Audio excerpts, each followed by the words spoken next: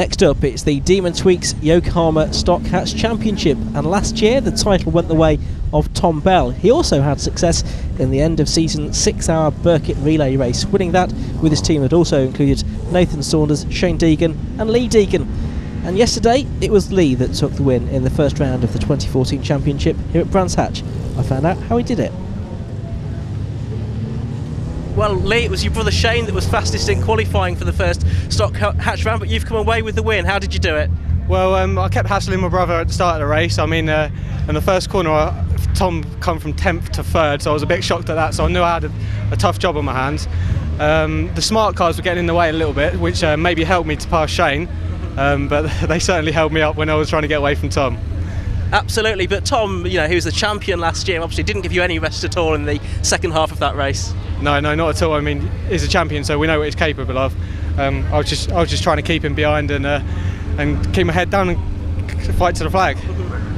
So, second race of the weekend for the stock hatches, with Shane Deegan and Lee Deegan lining up on the front of the grid. We also have, for some races this season, the Smarts 4U cars at the back of the grid, not part of the stock hatch championship though. The race gets underway on board with Scott Sharp from 10th on the grid. He's going past the number 99 car of Craig Robertson, but look at that start by the blue car of Tom Bell on the left hand side of the picture. He started 12th for this one.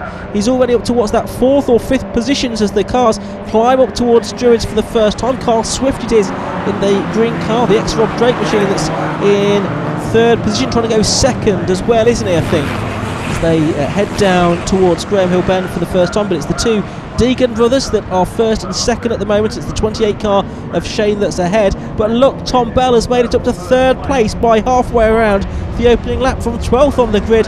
That is quite astonishing.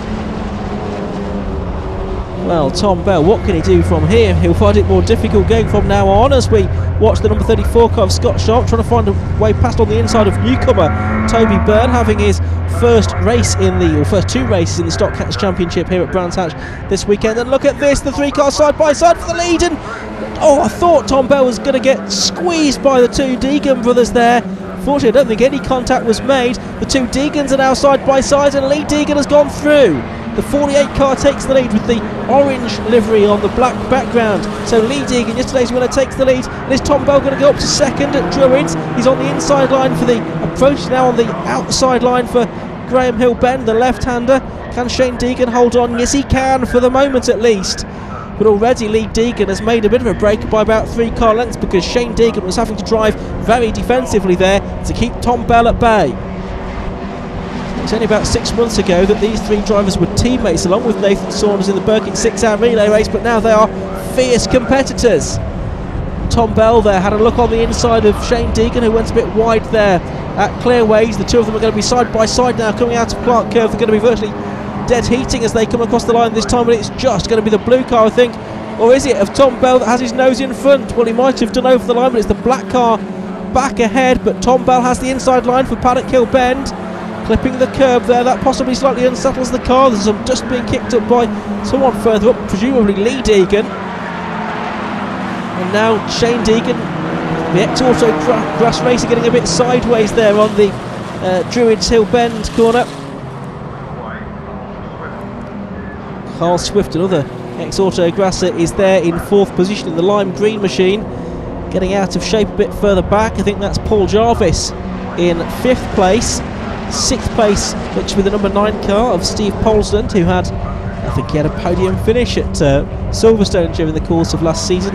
Someone who's returned to stock hatch again in the past couple of years after a few years' absence.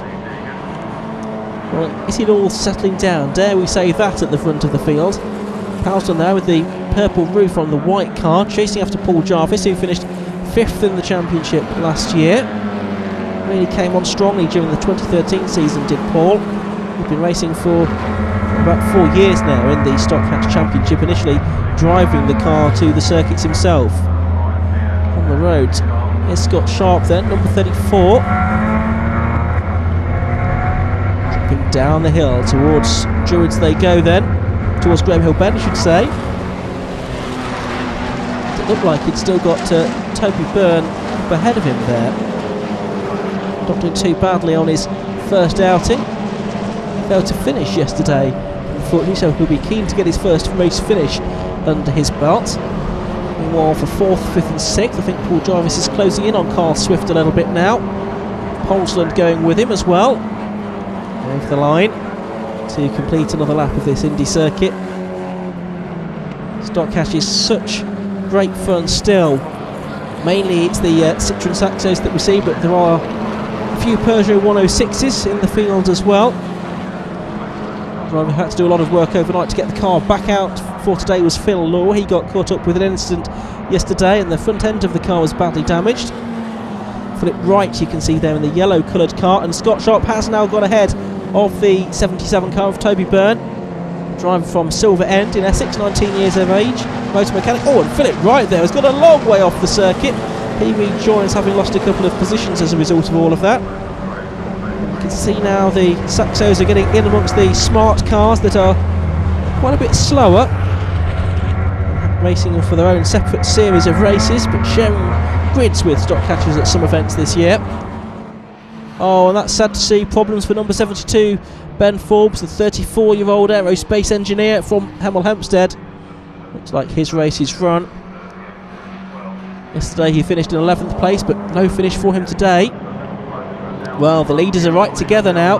Shane Deegan dropped back a bit in 3rd place, but Lee Deegan and Tom Bell have very little to choose between them. They're coming up to lap one of the smarts now, which somehow manages to lock up at Paddock Hill Bend. They both go round the outside of the smart car, but there'll be another car to deal with very shortly. Meanwhile, someone's had a spin just up ahead as well. Oh, and they go either side of him. That, I think, is the number 76 car of Daniel Joyner that's had a moment. Now he needs to rejoin when he can find a gap in the traffic. So that's just split up maybe the top two of Lee Deegan, Tom Bell. Tom, of course, the champion last season with wins in around about half of the rounds of the championship, but he's no stranger to the podium. Had the win yesterday. He's very pleased to beat his brother, especially given that the pace his brother had shown during the course of qualifying. And Tom Bell, the qualifying session that didn't go at all to plan for him, he only got a handful of laps in, so that's why he was starting in the midfield really. And you do wonder, given that he's up there battling for the lead, what he could have done if he'd been starting up on the front row, say. The rattle of the curbs as both Lee Deegan and Tom Bell use them, as they are perfectly entitled to do, on the exit of Paddock Hill Bend. They just lapped that Phil Law car, by the way, the little Peugeot 106 Rally. It had damage yesterday. Now Toby Byrne is the first of these 3 cars, just lapping Daniel Joyner. Just behind him is Philip Bryce, and also up there is Terry Roughton celebrating his birthday this weekend. The Driver of the Day award yesterday for a top 6 finish. Leaders nose to tail still then. Tom Bell trying to find a way past Lee Deegan as they go on to their final lap. They see the last lap board, so Tom Bell knows that he's got to make his move very soon if he's going to get the win here in round 2 of the Demon Tweaks Yokohama Stock Cats Championship. Under the bridge towards Druids once more. Again, squeal of tyres, not unusual.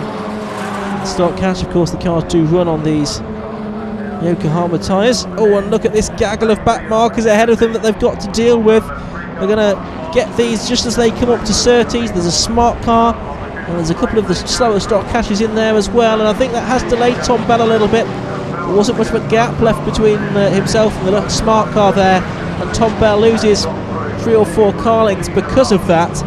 And that has effectively handed this race on a plate to Lee Deegan. I think he would have won it anyway, more than likely. But it's just made it that little bit more easy for him on the run-up to the checkered flag, which he takes now to win the second round of the Demon Tweaks Yokohama Stock Cats Championship from Tom Bell, with Shane Deegan in 3rd position. 0.8 of a second between Lee Deegan and Tom Bell, and a further 4 seconds back was Shane Deegan. Carl Swift, Paul Jarvis and Steve Polsland completed the top 6. Toby Byrne had his first race finish. He took 8th place from Philip Wright, with Terry Roughton rounding out the top 10 in the second round of the championship. Lee, that's 2 race wins now, perfect start to your season. Yeah, I mean, it's my second full season, so being a rookie last year, I was happy to take 3rd in the championship. I can't ask for more than 2 wins today though. Perfect. Again, it wasn't easy, was it? You had to make a decent start. Yeah, I didn't get as good a start as I did yesterday. My brother's quite good on the start, so but I managed to get a good drive down paddock and into Druid, so I managed to nip up the inside. But Tom was the one that was a real thorn in your side in that race. He kept closing back up, even though he lost ground every now and then. Yeah, he did. Yeah, I need to sort my starts out to get him like Tom's, because he's just got some lightning starts.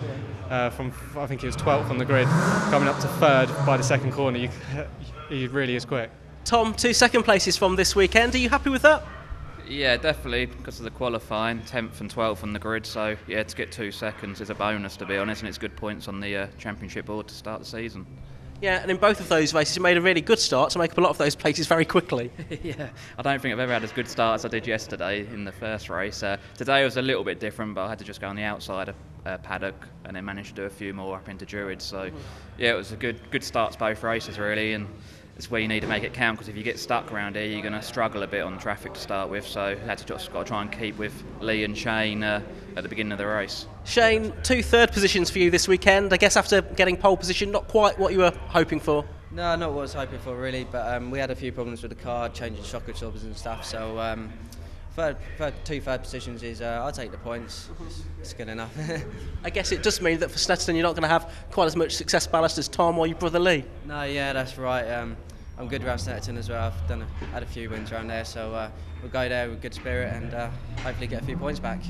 Excellent, thanks Shane. Well, the Stock Cats Championship continues at Snetterton, but after the break it's still tin tops, but switching to the Tagiwa Civic Cup.